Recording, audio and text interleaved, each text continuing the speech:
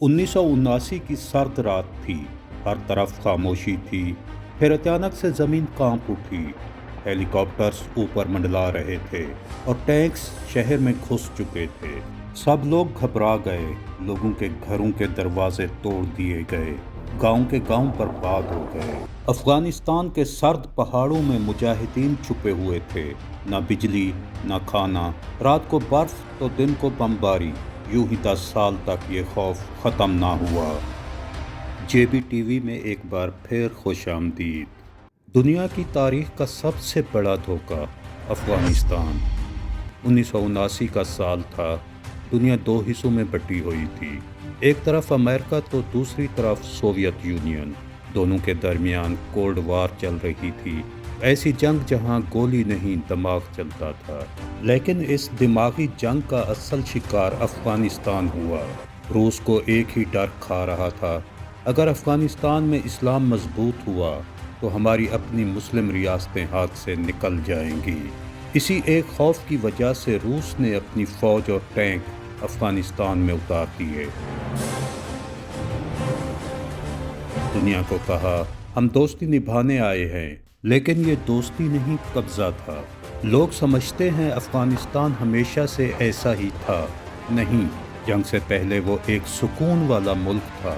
न वहाँ कोई दहशतगर्दी थी, न इतनी सख्ती। लेकिन रूस ने आते ही वहाँ की मिट्टी, वहाँ के दीन और वहाँ की गैरत पर हमला किया।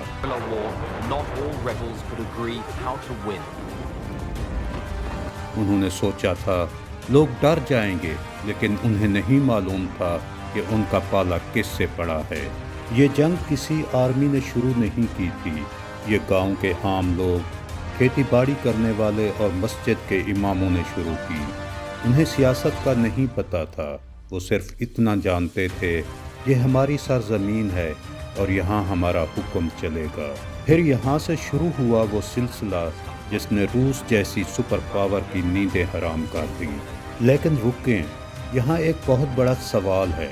क्या ये आम लोग इतनी बड़ी सुपर पावर से अकेले लड़ सकते थे? नहीं, पर्दे के पीछे एक और खिलाड़ी बैठा था जो इस आग को भड़का रहा था। जब रूस के टैंक काबुल में दाखिल हुए तो उन्होंने सोचा था कि सब डर जाएंगे, लेकिन उन्हें अंदाज़ा नहीं था कि उनका पाला किस कौम से पड़ा है। अफगानिस्तान के पहाड़ हमेशा से फौजों का कब्रिस्तान रहे हैं। पहली बार बगैर किसी मंसूबे के हर गांव, हर शहर से एक ही आवाज़ उठी, मर जाएंगे लेकिन गुलामी नहीं करेंगे। अफगानियों ने इस लड़ाई को जिहाद का नाम दिया, लेकिन उस वक्त ये सिर्फ अपने घर को बचाने के लिए एक लड़ाई थी। हालात ने ऐसा पलटा खाया कि अब पाकिस्तान भी डरने लगा। सबको पता था अगर अफगानिस्तान गया तो अगला निशाना पाकिस्तान होगा। बस फिर क्या था, पाकिस्तान इस जंग का सबसे बड़ा खिलाड़ी बन गया। चाहे या ना चाहे, पाकिस्तान की सरहदें खोल दी गई। जंग में सिर्फ गोला और बारूद नहीं चलता, बल्कि दर्द और तकलीफ भी अपनी इंतहा पर होती हैं। लाखों लोग अपना सब कुछ छोड़कर पाकिस्तान की तरफ भागे। ये तारीख की सबसे बड़ी हिजरत थी। पाकिस्तान ने अफगानियों को पनाह तो दी, लेकिन उसके साथ ही मुल्क का हुलिया बदलने वाला था। पाकिस्तान ने न सिर्फ अफगानियों को रास्ता दिया, बल्कि छुप छुपा कर उनकी फौजी ट्रेनिंग भी शुरू कर दी। रूस को रोकने के लिए हर हद पार कर दी गई। ये खतरनाक था, बहुत ही खतरनाक। लेकिन उस वक्त सबका एक ही मकसद था, रूस को तबाह करना। उन दिनों एक ऐसी गलती सरजद हुई जो आज भी हमें चुभती है। हर कोई सिर्फ जंग जीतने का सोच रहा था। कोई ये नहीं सोच रहा था कि ये हज़ारों हथियार कल कहाँ जाएंगे, ये जुनून कल किस तरफ मुड़ेगा। असल खेल तो अब शुरू होने वाला था, जब दुनिया भर से अनजान लोग इस जंग में कूदने लगे। लेकिन वो कौन लोग थे और उन्हें किसने भेजा था, इस सस्पेंस ने हिजान पैदा कर रखा था। अमेरिका को ना इस्लाम से हमदर्दी थी, ना अफ़गान लोगों से। उनका सिर्फ एक ही मकसद था, रूस से बदला लेना। CIA ने ऑपरेशन साइक्लोन शुरू किया। अरबों डॉलर पानी की तरह बहाए गए। ऐसा असलहा दिया गया جس نے جنگ کا رخ موڑ دیا۔ سٹنگر میزائلز نے روس کے غرور کو آسمان سے زمین پر دے پھینکا، لیکن یہ سب امریکہ خود نہیں کر رہا تھا، وہ پاکستان کے کندھے پر بندوق رکھ کر چلا رہا تھا۔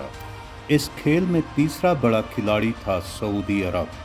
انہوں نے نہ صرف پیسہ بھیجا بلکہ ایک خاص نظریہ بھی دیا۔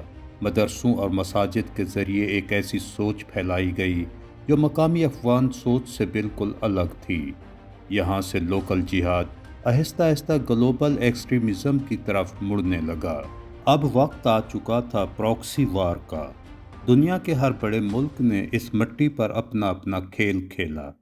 انڈیا نے روس کا ساتھ دیا، چین نے خاموشی سے تماشا دیکھا، پاکستان بیچ میں پس رہا تھا۔ لاکھوں افغان مہاجرین پاکستان میں تھے، اسلحہ پاکستان کے ذریعے جا رہا تھا اور خطرہ بھی پاکستان کو ہی تھا۔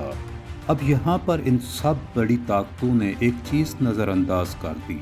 انہوں نے ہتھیار تو بانٹ دیے، لیکن یہ نہیں سوچا کہ جب جنگ ختم ہوگی تو یہ بندوقیں کہاں جائیں گی۔ وہ مقامی غیرت جو اپنے گھر کے لیے لڑ رہی تھی، اب وہ ایک عالمی نعرہ بن چکی تھی۔ روس جنگ ہار رہا تھا، امریکہ خوش تھا، لیکن کوئی نہیں جانتا تھا کہ یہ جیت دنیا کو کتنی مہنگی پڑنے والی ہے۔ 1979 میں روس نے سوچا تھا کہ یہ کچھ دنوں کا کھیل ہے۔ ان کے پاس دنیا کے سب سے خطرناک ٹینک تھے، فائٹر جیٹس تھے، لیکن انہیں یہ نہیں پتا تھا کہ ان کا پالا انسانوں سے نہیں، پٹھانوں سے پڑنے والا ہے۔ افغانستان کے پہاڑ دشمن کے لیے موت کا پھندا بن گئے۔ روس کی بھاری بھرکم فوج ان تنگ راستوں میں پھنس جاتی، مجاہدین چھوٹے چھوٹے گروپ بناتے، حملہ کرتے اور غائب ہو جاتے۔ اس قسم کی ہٹ اینڈ رن پالیسی نے روس کی عقل ٹھکانے لگا دی۔ وہ دشمن کو دیکھ ہی نہیں پاتے تھے، صرف موت کو محسوس کرتے تھے۔ شروع میں مجاہدین کے پاس پرانی بندوقیں تھیں، لیکن جب امریکہ نے انہیں سٹنگر میزائلز دیے تو کھیل پلٹ گیا۔ روس کے وہ ہیلی کاپٹر جو آسمان سے آگ برساتے تھے، اب پرندوں کی طرح نیچے گرنے لگے۔ ایک دیہاتی کندھے پر میزائل رکھ کر سپر پاور کے غرور کو مٹی میں ملا رہا تھا۔ اس جنگ کی سب سے بڑی طاقت کوئی ہتھیار نہیں تھا، بلکہ وہاں کے عام لوگ تھے۔ مائیں اپنے بیٹوں کو لڑنے بھیجتی تھیں، بچے سپائز یعنی مخبر بن کر دشمن کی حرکت بتاتے تھے، بزرگ کھانا اور پناہ دیتے تھے۔ روس ایک فوج سے نہیں، ایک پوری قوم سے لڑ رہا تھا، اور ایسی قوم کو ہرانا ناممکن تھا۔ بغیر کسی شک کے پاکستان اس جنگ کی بیک بون تھا۔ بارڈر سے اسلحہ کی سپلائی جا رہی تھی، ٹریننگ سینٹر سے نئے جان باز نکل رہے تھے۔ اس کی وجہ سے پاکستان کو اندرونی مسائل ہوئے، لیکن روس کو روکنے کا یہ واحد راستہ تھا۔ روس ہار گیا، لیکن افغانستان کیا جیتا۔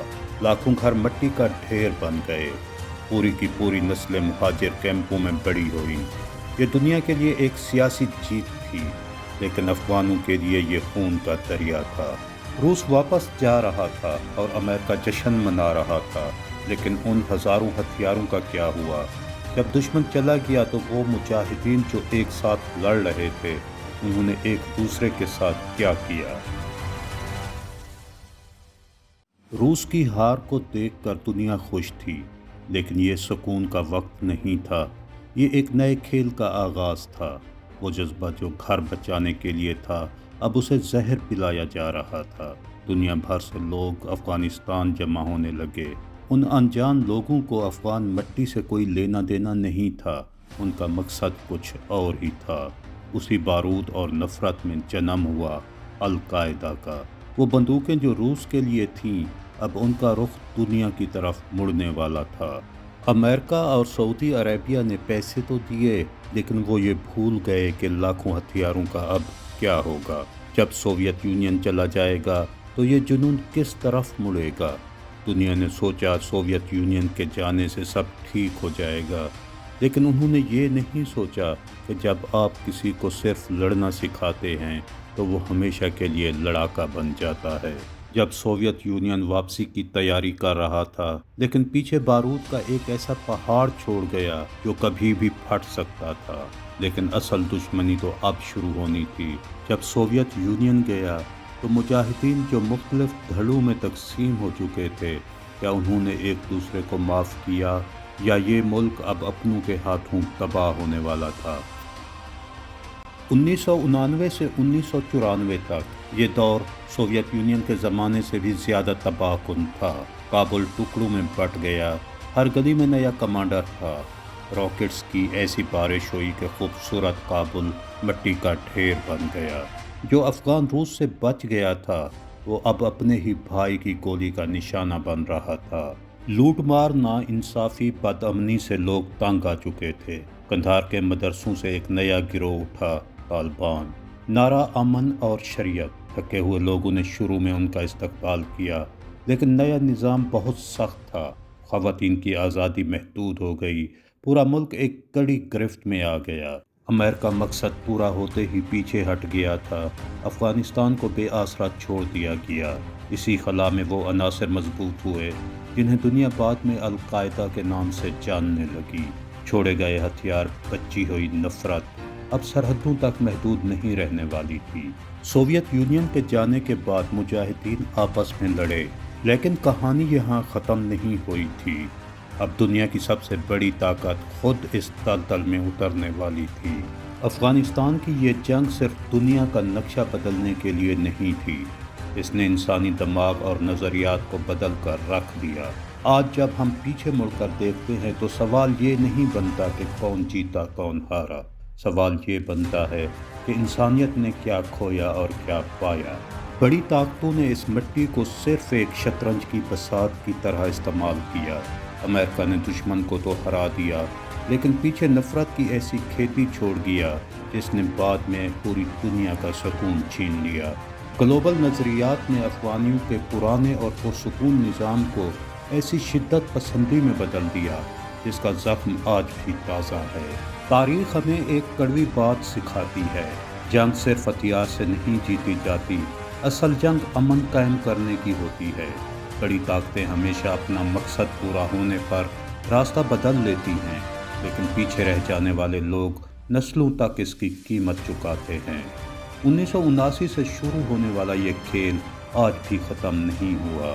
سیاستدان کرسی پر بیٹھ کر فیصلے کرتے ہیں، لیکن ان فیصلوں کا بوجھ وہ ماں اٹھاتی ہے جس کا بیٹا واپس نہیں آیا، وہ بچہ اٹھاتا ہے جس نے اسکول کی جگہ ہتھیار دیکھا، اور وہ مہاجر اٹھاتا ہے جس کا کوئی اپنا گھر نہیں رہا۔ افغانستان کی کہانی ختم نہیں ہوئی، یہ آج بھی ہمارے درمیان زندہ ہے۔ یہ جنگ ہمیں یاد دلاتی ہے کہ جب علم اور شعور کے بغیر نظریات پھیلائے جاتے ہیں تو نتیجہ تباہی ہوتا ہے۔ آج بھی وہی سوال کھڑا ہے، کیا دنیا نے اس تاریخ سے کچھ سیکھا یا پھر ہم کسی نئے کھیل کا انتظار کر رہے ہیں؟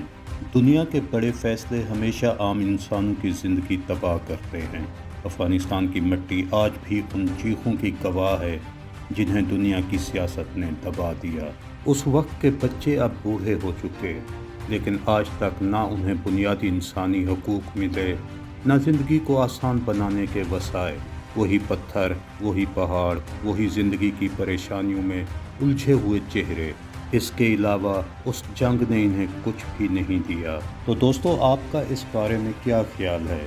کیا یہ سب صرف ایک بدقسمتی تھی یا سوچی سمجھی سازش؟